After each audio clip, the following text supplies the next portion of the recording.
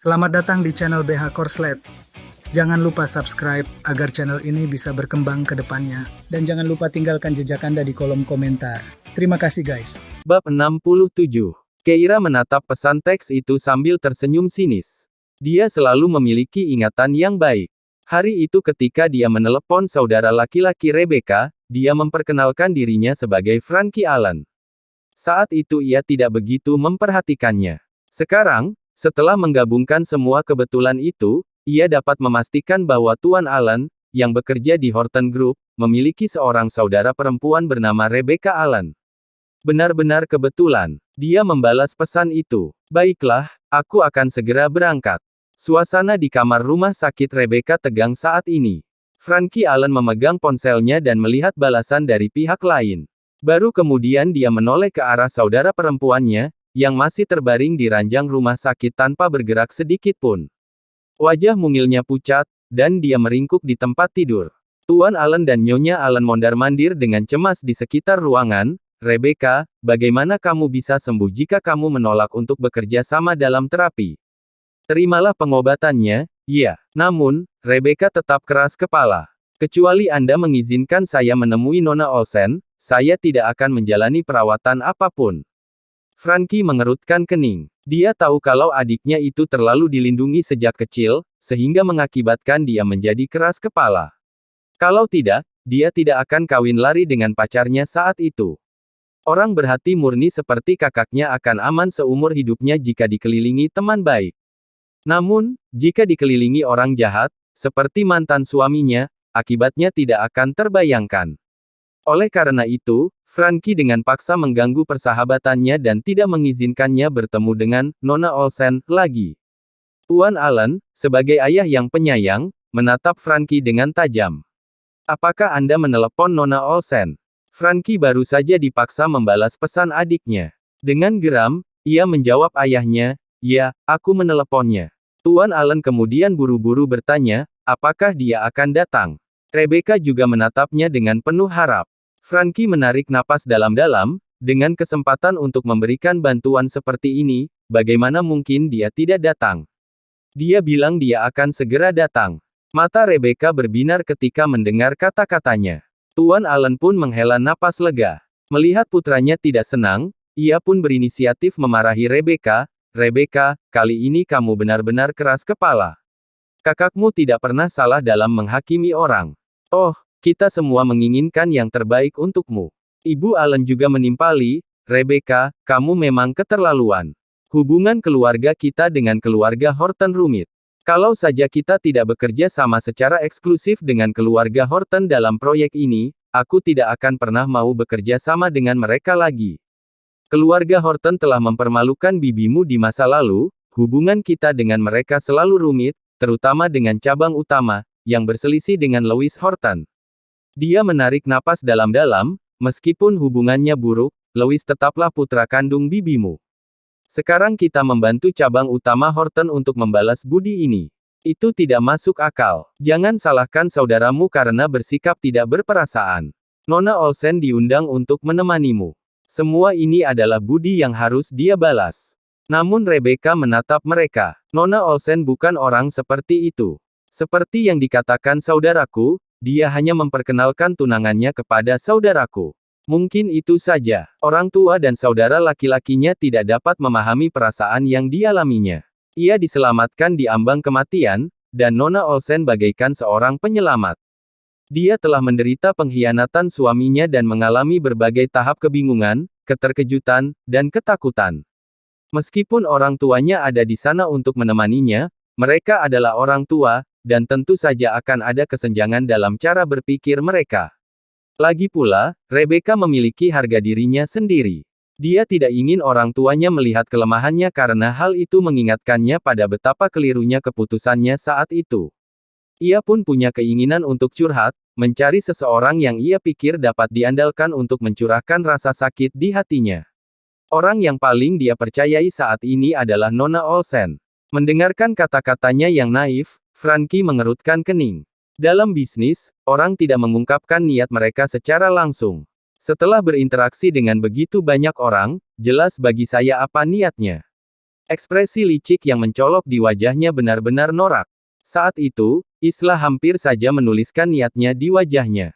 Rebecca menjadi gelisah. Kau pasti salah paham. Nona Olsen bukan orang seperti itu. Kakak, aku tidak ingin mendengarmu menjelek-jelekkan penyelamatku lagi. Tuan Allen segera menambahkan. Baiklah, saudaramu hanya memperingatkanmu. Dia sudah mengundangnya, bukan? Nyonya Allen juga tidak mengatakan apa-apa lagi. Bagaimanapun, kesehatan putri mereka adalah yang terpenting. Frankie dipaksa oleh orang tuanya untuk mengirim pesan itu. Saat itu, dia hanya merasakan kemarahan. Dia berbalik dan berjalan keluar ruangan. Nyonya Allen bertanya, kamu mau pergi kemana? Bekerja. Frankie langsung keluar dari pintu. Jika dia tinggal lebih lama, dia takut adiknya yang keras kepala itu akan membuatnya marah besar. Terlebih lagi, dia baru saja mencegah Louis Horton untuk datang ke ruangan itu. Dia harus menjelaskannya sendiri kepada Louis Horton. Louis bukanlah orang yang mudah diajak berurusan. Kolaborasi dengan Horton Group menguntungkan kedua belah pihak, dan Frankie hanya mengusulkan Jake untuk menangani proyek ini, jadi permintaan itu tidak keterlaluan, dan Louis Horton bersedia memenuhinya. Namun, Frankie tidak berani bersikap berlebihan, dan Louis Horton pun tidak akan mengizinkannya. Meskipun keduanya mungkin tidak memiliki hubungan yang akrab karena orang yang lebih tua dari mereka, dalam hal kolaborasi proyek, mereka memiliki saling pengertian. Dengan wajah muram, Frankie melangkah menuju lift. Ding! Saat pintu lift terbuka, seorang wanita cantik keluar. Sekalipun Frankie sedang tidak dalam suasana hati yang baik, dia tidak dapat menahan diri untuk tidak meliriknya. Ketika menatapnya, dia berhenti sebentar. Wanita ini tampak agak familiar. Pada malam ketika Nona Olsen menyelamatkan Rebecca, rambutnya acak-acakan dan menutupi wajahnya, jadi Frankie tidak bisa melihatnya dengan jelas. Dia hanya memiliki kesan samar-samar tentang penyelamat Rebecca. Ketika Isla mengaku sebagai orang itu, tanpa disadari ia menyatukan gambaran samar dalam benaknya dengan Isla. Oleh karena itu, ketika melihat Keira, selain merasa akrab, ia tidak punya pikiran lain. Dia melewati Keira, melangkah ke lift, dan menuju lantai dasar. Keira meliriknya namun tidak mengatakan apapun. Memikirkan dia berpihak pada Jake di dalam grup Horton, dia merasa itu cukup menjengkelkan. Keira memasuki bangsal. Setelah melihatnya, suasana hati Rebecca membaik drastis. Setelah mengobrol sebentar dengan Keira, dia setuju untuk menjalani pelatihan rehabilitasi. Tuan Allen dan Nyonya Allen memandangnya dari samping dan berdiskusi pelan di antara mereka. Mata Nona Olsen jernih. Dia tidak terlihat seperti para penyanjung itu, kan? Menurutku juga begitu. Apakah Frankie punya masalah dalam menilai orang lain? Tidak mungkin, putra kita selalu akurat selama ini. Atau mungkin dia terlalu pandai bersembunyi. Keira kemudian menerima telepon, dan orang di ujung telepon menyebutkan bahwa mereka dari kantor polisi.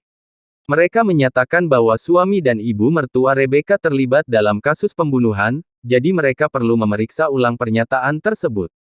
Mereka ingin Keira datang ke kantor polisi untuk memberikan pernyataan yang lebih rinci. Keira berkata, tidak masalah. Aku akan segera berangkat. Sementara itu, tak lama setelah meninggalkan rumah sakit, Frankie menerima telepon dari kantor polisi. Tuan Allen, kami butuh Anda untuk mengurus beberapa formalitas kasus saudara perempuan Anda. Apakah Anda punya waktu untuk datang sekarang? Frankie menjawab dengan suara dingin, aku sedang dalam perjalanan. Bab 68. Isla juga menerima telepon dari kantor polisi. Sebagai saksi yang melihat seluruh kejadian itu, ketika dia mengetahui bahwa saudara laki-laki Rebecca bukanlah orang biasa, dia bekerja sama dengan polisi untuk memberikan keterangannya dan tidak berani berbohong. Dia dengan senang hati menurutinya, jadi dia dengan senang hati setuju. Dengan bersaksi untuk Rebecca, dia bisa membuat Frankie berutang budi padanya lagi. Tepat saat dia merasa menang, teleponnya tiba-tiba berdering lagi. Dia melirik nama penelepon. Wajahnya menjadi gelap. Itu Finlay Hill. Meskipun dia ingin menutup telepon, dia tidak berani. Akhirnya, dia dengan enggan mengangkat telepon. Apa? Keponakanku tersayang, kau harus membantuku. Jika aku tidak bisa membayar kembali uang itu kali ini, aku akan dipukuli sampai mati.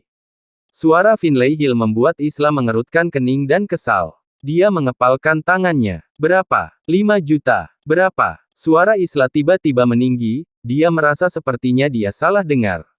Meskipun keluarga Olsen kaya dan memberinya uang saku sebesar 150.000 setiap bulan sejak sekolah menengah, simpanan uang tunai Olsen saat ini hanya beberapa juta.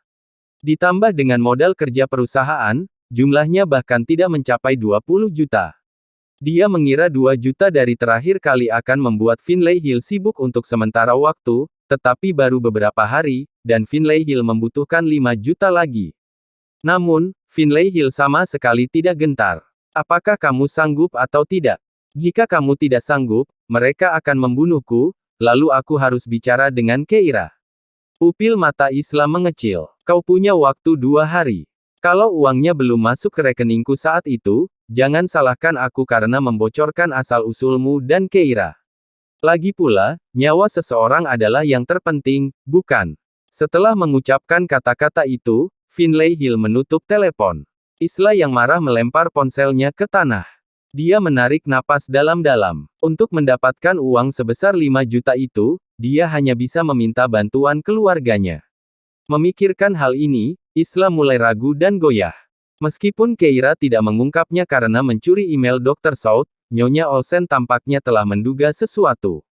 Sejak kemarin, dia tidak dalam suasana hati yang baik terhadap Isla. Isla mengerutkan kening dan pergi ke kamar Nyonya Olsen. Saat dia mendekat, dia mendengar Nyonya Olsen bertanya, "Di mana Poppy Hill?" Dia sepertinya menghilang selama beberapa hari.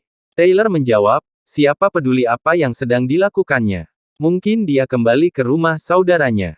Lebih baik dia tidak kembali sama sekali. Aku merasa kesal setiap kali melihatnya." Di luar, mata Isla berkedip. Dia menenangkan emosinya, berjalan masuk dengan mata merah, dan berkata dengan suara tercekat, "Ibu, Ayah." Nyonya Olsen bangkit untuk menghiburnya tetapi ragu-ragu dan duduk kembali di sofa. Taylor mengerutkan kening dan bertanya, "Isla, apakah kamu membuat ibumu kesal?" Isla mulai menangis. "Bu, aku salah. Aku seharusnya tidak menjebak Keira. Aku hanya iri dengan perhatian yang ibu berikan padanya." Air matanya tampak tulus. "Bu, Keira sekarang sangat cakap. Dia Dr. South dan dapat mengatur kamar rumah sakit untukmu, tetapi aku tidak sebaik dia. Aku agak takut cintamu padanya akan melampaui cintamu padaku. Ketika aku belajar dengannya, teman-teman sekelas menggodaku, mengatakan bahwa orang tuaku bercerai dan kamu membelikan pakaian dan makanan untuknya. Mereka juga mengatakan bahwa kamu tidak menginginkanku lagi dan menginginkannya sebagai anak perempuan, itulah sebabnya aku selalu lebih mengkhawatirkannya." Ekspresi Nyonya Olsen tampak melembut. Ia melangkah ke arah Isla dan mendesah. "Bagaimana kau bisa berpikiran sempit seperti itu? Lagi pula, Keira menjaga jarak karena ia menyadari hal ini. Ia tidak pernah pulang selama bertahun-tahun. Ia tidak berusaha menjauhkanku darimu, dan aku juga tidak akan mencintainya lebih darimu. Berhentilah terlalu banyak berpikir mulai sekarang." Isla terisak. "Benarkah?" Nyonya Olsen terkekeh. "Kalian sudah dewasa. Bagaimana mungkin aku bisa berbohong padamu?" Isla terkekeh di sela-sela tangisannya. "Kalau begitu, katakan padaku bahwa kamu sangat mencintaiku." Nyonya Olsen berkata dengan pasrah. "Baiklah, aku sangat mencintaimu." Senyum Isla semakin tulus, tetapi kemudian dia mendengar Nyonya Olsen menyebutkan sesuatu yang lain. "Kamu seharusnya berhenti menganggap Keira sebagai musuh hayalanmu." Senyumnya memudar, dan sebuah bayangan melintas di matanya. Isla menundukkan kepalanya. "Tidak akan kulakukan lagi. Aku minta maaf atas apa yang telah kulakukan." Setelah menenangkan Nyonya Olsen, Isla akhirnya angkat bicara. "Bu, aku akan membeli cincin kawin dengan Jake hari ini. Kupikir aku harus membeli hadiah untuknya juga." Nyonya Olsen mengangguk tanda setuju. "Bagus. Kita tidak boleh memanfaatkannya." Isla, yang sekarang sudah punya pekerjaan, punya biaya hidup bulanan sebesar 300.000. Dia tinggal di rumah dan biasanya tidak menghabiskan terlalu banyak uang. Nyonya Olsen berasumsi bahwa Isla pasti telah mengumpulkan uang berjuta-juta di brankas pribadinya dan karenanya tidak melihat maksud tersembunyi dalam perkataan Isla. Ekspresi Isla membeku sesaat. Dia menggertakkan giginya dan memutuskan untuk berterus terang. "Setelah aku bersama Jake, pengeluaranku agak meningkat, aku agak kekurangan uang sekarang." Baru pada saat itulah Nyonya Olsen mengerti. "Saya masih punya lebih dari 300.000 di sini. Saya akan mentransfernya kepada Anda nanti. Isla tersedak kata-katanya. Hanya lebih dari 300.000. Nyonya Olsen mendesah, ya, saya meminjamkan uang saya kepada Keira. Dia ingin membeli beberapa saham. Sebelum Isla sempat mengungkapkan rasa tidak puasnya, Taylor sudah lebih dulu masuk. Membeli saham. Pasar saham sedang tidak bagus sekarang. Siapa yang mau ikut saat ini? Omong kosong. Bagaimana kalau kita kehilangan uang itu? Namun, Nyonya Olsen menepisnya. Dia bilang seorang teman memberinya tip, jadi kita tidak akan rugi. Lagi pula, bahkan jika kita rugi, anggap saja itu sebagai hadiah untuknya. Selama bertahun-tahun, dia telah mendatangkan miliaran laba bagi perusahaan. Memberinya lebih dari 10 juta tidak cukup untuk berterima kasih padanya. Taylor mengerutkan kening, jelas tidak puas. Namun Isla merasakan gelombang kecemasan, menyadari bahwa dia tidak bisa mendapatkan 5 juta dalam waktu singkat. Dia menuruni tangga dengan bingung dan masuk ke mobil Jake Horton. Jake tampak agak bersemangat. Isla, ayahku sangat senang mendengar bahwa kamu menyelamatkan saudara perempuan Tuan Allen. Dia mentransfer sejumlah uang pagi ini dan memintaku untuk membelikan beberapa perhiasan bagus untukmu sebagai hadiah darinya. Mata Isla berkedip karena rasa bersalah. Ayo kita ke kantor polisi dulu. Mereka butuh aku untuk membuat catatan untuk kasus saudara perempuan Tuan Alien. Jake tersenyum. Tentu, aku akan mengantarmu. Ketika mereka tiba, mereka bertemu Frankie Allen di tempat parkir. Melihat Isla, Frankie mengerti mengapa dia ada di sana. Memikirkan kedatangannya ke sini untuk bersaksi, kebenciannya terhadapnya berkurang. Nona Olsen, terima kasih telah melakukan perjalanan ini. Isla tersenyum, tidak masalah. Ketiganya saling bertukar salam dan hendak memasuki kantor polisi ketika mereka bertemu Keira yang baru saja keluar. Keira adalah orang pertama yang tiba di kantor polisi. Ia menceritakan kembali kejadian hari itu dari awal hingga akhir, memastikan bahwa pernyataan itu akurat, lalu menandatangani dan menyegel pernyataan itu. Ia kemudian berangkat. Polisi yang melihatnya keluar masih berbicara kepadanya. Nona Olsen, Anda memutuskan untuk menyelamatkan seseorang. Kami memutuskan untuk memberikan pujian secara lisan. Kami sedang mempersiapkan pengumuman publik. Bab 69. Ketika dia mendengar bahwa akan ada pengumuman, Keira buru-buru berkata, tidak perlu ada pengumuman seperti itu. Iya, ada, jawab petugas itu sambil tersenyum. Kita perlu mempromosikan perbuatan baik dan mereka yang melakukannya agar orang lain dapat terinspirasi. Itulah tugas Departemen Hubungan Masyarakat kita. Keira berkata pasrah, baiklah. Ketika mereka sampai di pintu masuk, mereka bertemu Frankie dan Isla. Mereka sedang mendaftar. Begitu petugas yang bertugas di bagian penerimaan tamu melihat dua orang di samping Keira, ia berseru, petugas Cohen, mereka berdua juga ada di sini untuk menangani kasus pembunuhan Rebecca Allen, sebaiknya Anda bawa mereka masuk. Frankie dan Isla berbalik ketika mendengar kata-katanya. Pupil mata Isla sedikit mengecil saat dia melihat Keira. Frankie menyadari sesuatu. Alisnya berkerut karena berpikir, wanita ini juga datang untuk menangani kasus saudara perempuannya. Keira mengamati mereka sekilas, lalu mengalihkan pandangan. Karena tidak ingin terlibat dengan orang-orang ini, dia pun keluar dari gedung. Mohon tunggu sebentar. Saya akan mengantar Anda masuk segera setelah saya mengantar wanita muda ini keluar, kata petugas Cohen. Frankie mengangguk, wajahnya tampak berpikir. Ia menatap Isla dan bertanya, apakah wanita muda itu juga hadir saat kejadian yang menimpa adikku terjadi? Jake juga menatap Isla. Dia tahu tentang bagaimana Isla dan Frankie saling kenal, tetapi jika Keira juga menyelamatkan Rebecca Allen, bagaimana dia bisa memenangkan hati Frankie?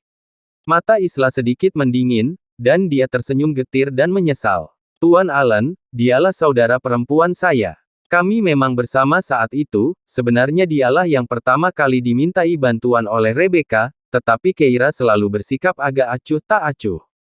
Dia tidak bermaksud untuk membiarkan Rebecca. Jake, kau tahu tentang kepribadiannya. Jake mengerutkan kening, dia memang berhati dingin dan acuh tak acuh. Dia tidak suka bersosialisasi dengan orang lain. Isla mendesah, dia melarangku meneleponmu, katanya mereka yang sedang dilanda cinta pantas mati. Saat dia mengatakan itu, dia tampaknya menyadari apa yang tersirat di benaknya dan segera menutup mulutnya. Jangan marah, Tuan Allen. Saya rasa Rebecca tidak menganggapnya serius. Wajah Frankie telah menjadi gelap seperti awan badai. Ia teringat saat Rebecca sadar setelah operasi yang dilakukannya setelah ia menyelamatkannya. Kata-kata pertama yang diucapkannya adalah, "Saudaraku, apakah orang sebodoh aku ini pantas hidup?" Saat itu, dia pikir itu karena dia sedang jatuh cinta. Tapi ternyata itu karena hinaan orang lain. Jake tidak bisa menahan diri untuk tidak mengerutkan kening. Dia memang orang yang bijaksana. Meskipun memiliki banyak pengejar di universitas, dia tidak pernah setuju untuk berkencan dengan siapapun. Kurasa orang seperti itu mungkin tidak akan pernah punya perasaan terhadap siapapun seumur hidupnya. Mungkin di matanya, cinta identik dengan kebodohan. Dia mengepalkan tinjunya. Apakah dia pernah melihatnya seperti ini di masa lalu juga? Tiba-tiba dia merasakan sesak di dadanya. Dia menatap Isla. "Kalian berdua lanjutkan saja kesaksianmu. Aku akan menunggumu di luar." Setelah meninggalkan mereka dengan kata-kata itu, dia bergegas keluar pintu. Pandangan Frankie tertuju pada Jake yang tengah berpikir keras. Sementara itu, Isla bertanya dengan santai, "Kapan Anda berencana kembali ke Clarence, Tuan Allen? Bagaimana keadaan adik Anda? Saya yakin rumah sakit di sana lebih baik daripada di sini, di Oceanion." Frankie mengalihkan pandangannya. "Ya, kami akan menandatangani kontrak hari ini, dan saya berencana untuk membawa Rebecca kembali ke Clarence untuk pemulihannya lusa. Kami tidak ingin merepotkan Anda, Nona Olsen." Mengingat sifat Keira yang teguh, Frankie akan merasa lebih aman jika Rebecca jauh darinya.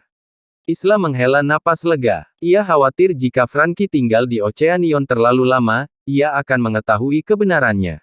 Akan lebih baik jika ia segera pergi. Di luar kantor polisi, Keira berdiri di pinggir jalan menunggu tumpangannya.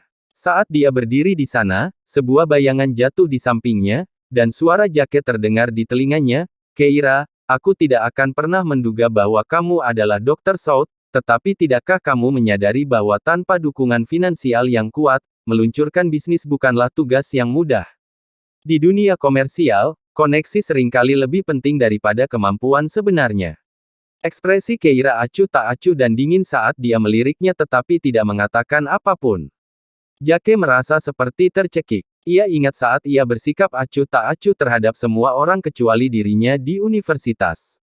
Ia tidak pernah membayangkan bahwa suatu hari, sikap dinginnya akan ditujukan kepadanya. Jengkel, dia berteriak, "Keira, kamu sangat dingin. Kamu selalu bersikap acuh tak acuh terhadap orang lain. Kamu pantas kehilangan kesempatan besar ini." Keira memiringkan kepalanya, bingung. Kesempatan apa yang telah ia lewatkan? Pada saat itu, kendaraannya pun tiba. Dia mengabaikan ocehan Jake, masuk ke mobil, dan pergi. Melihatnya pergi, Jake tahu ia telah benar-benar kehilangan dia. Namun dia tidak menyesal. Bahkan setelah menyadari bahwa dia adalah Dr. South, dia tidak menyesal. Dia tidak akan pernah menikahi anak haram. Baru setelah dia menghabiskan banyak waktu meyakinkan dirinya sendiri, dia akhirnya tenang. Saat Isla dan Frankie menyelesaikan pemeriksaan mereka dan meninggalkan kantor polisi, Jake segera menghampiri mereka untuk menyambut mereka. Frankie berkata, "Maaf karena menunda kencan Nona Olsen dan Tuan Horton." Isla tertawa. "Jangan terlalu formal. Itu tanggung jawabku. Tuan Allen, kemana Anda sekarang?" Frankie melihat jam. "Saya punya perjanjian yang harus ditandatangani dengan Tan Horton hari ini. Setelah menandatangani kontrak, kerja sama antara kedua perusahaan akan terjalin." Mendengar hal ini, Jake langsung menimpali, "Sayang sekali saya tidak menduduki jabatan yang lebih tinggi. Kalau tidak, saya yang akan menandatangani perjanjian dengan Tuan Allen hari ini." Tatapan Frankie membeku, lalu dia mendengar kata-kata Isla. "Jake, kamu belum naik pangkat. Kalau kamu wakil direktur, memang akan merepotkan untuk bernegosiasi kerjasama dengan Tuan Allen." Jake menjawab, "Paman saya bilang dia akan mempromosikan saya setelah kita menandatangani kontrak, tapi dia sangat sibuk akhir-akhir ini, dan saya khawatir dia mungkin lupa." Isla kemudian menatap Frankie. "Tuan Allen, bisakah Anda mengingatkan Tuan Horton saat Anda menandatangani kontrak?" Frankie berhenti untuk berpikir. Dia adalah seorang pengusaha yang berpengalaman. Bagaimana mungkin dia tidak mengerti makna tersembunyi di balik kata-katanya? Namun, ia tidak menyangka Jake bahkan tidak memiliki kesabaran untuk menaiki tangga karir secara perlahan dan mantap. Jake menginjak-injak niat baik Frankie dengan tergesa-gesa untuk mencapai puncak. Frankie menarik napas dalam-dalam dan menatap Isla. Baiklah. Setelah berpisah dengan keduanya, Frankie pergi ke Horton Group. Upacara penandatanganan merupakan peristiwa penting bagi kedua perusahaan dan dilakukan secara sangat formal. Di ruang konferensi yang besar itu, mereka berdua duduk berhadapan di meja konferensi. Ketika Louis menyelesaikan dokumennya, ia menyerahkan dokumen itu kepada Frankie dan menyadari bahwa Frankie belum menandatangani bagiannya dalam perjanjian itu. Louis menyipitkan matanya, hawa dingin terpancar darinya. Tuan Allen, apakah Anda memiliki keraguan tentang kontrak tersebut? Tidak ada masalah dengan kontraknya, kata Frankie dengan tenang.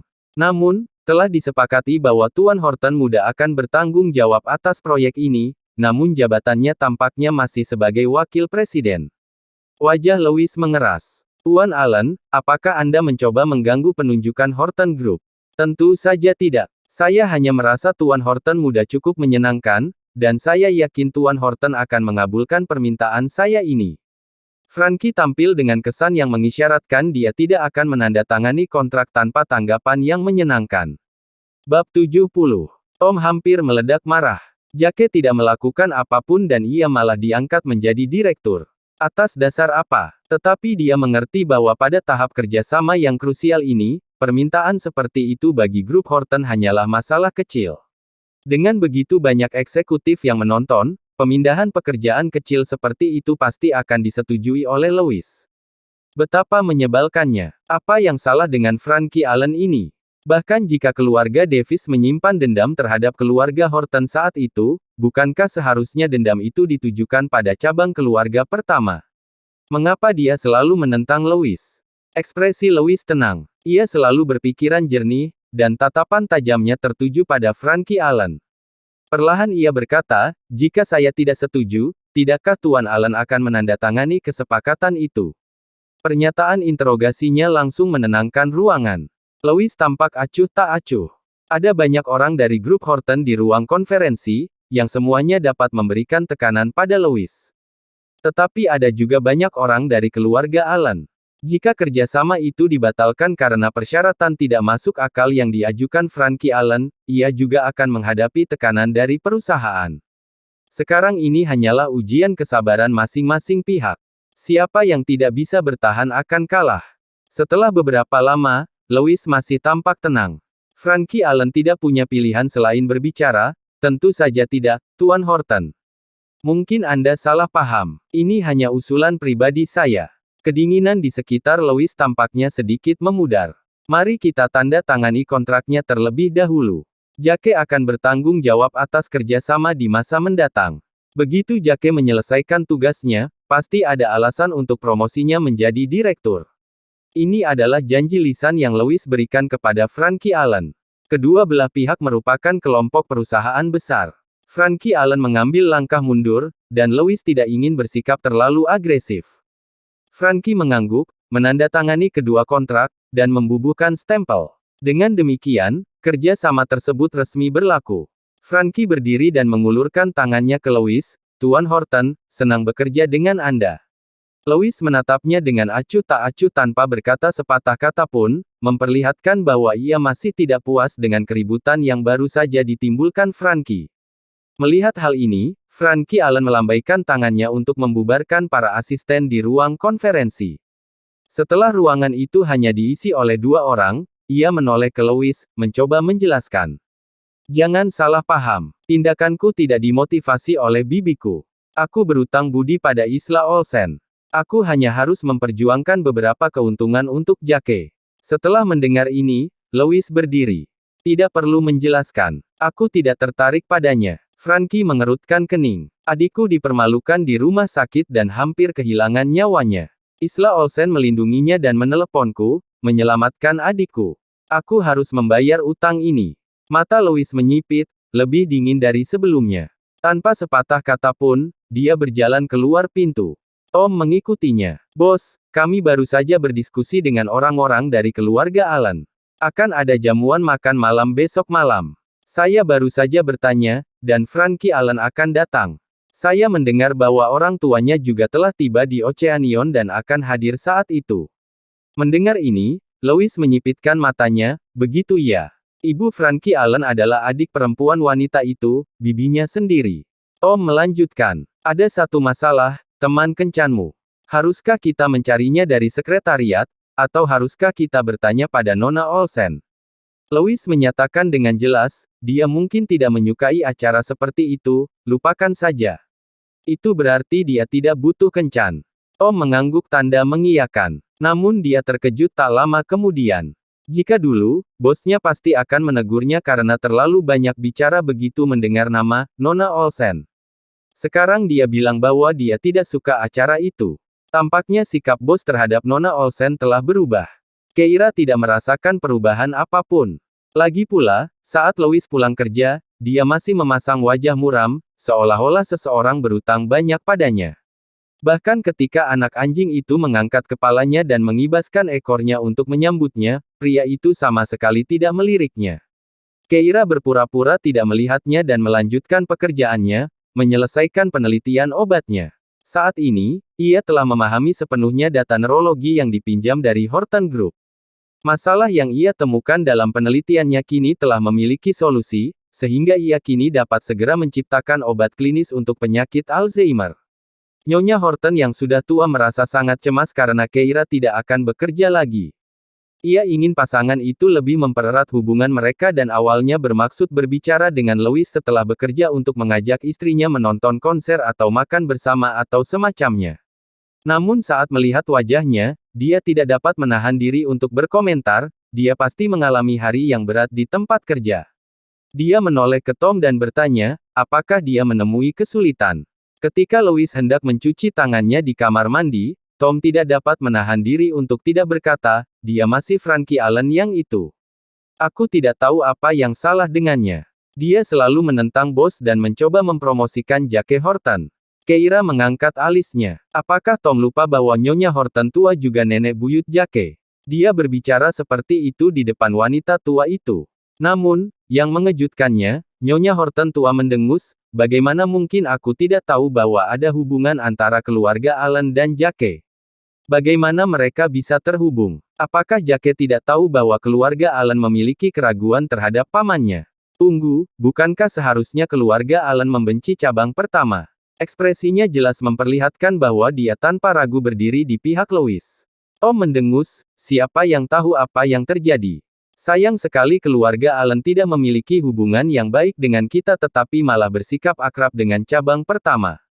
Nyonya Horton tua mengerutkan bibirnya. Bukankah kau pergi menjenguk putri bungsu Allen di rumah sakit hari ini? Bukankah hubungan kita sudah agak membaik? Melihat keponakannya sendiri, bukankah Nyonya Allen menunjukkan emosi apapun? Tom mendesah.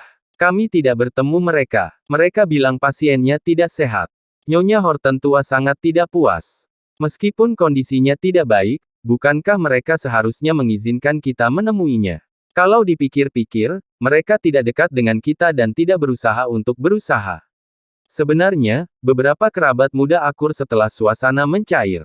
Wanita tua itu telah memikirkannya matang-matang. Lagi pula, putranya lah yang mengecewakan Ibu Lois saat itu, jadi wajar saja jika keluarga Davis membenci mereka.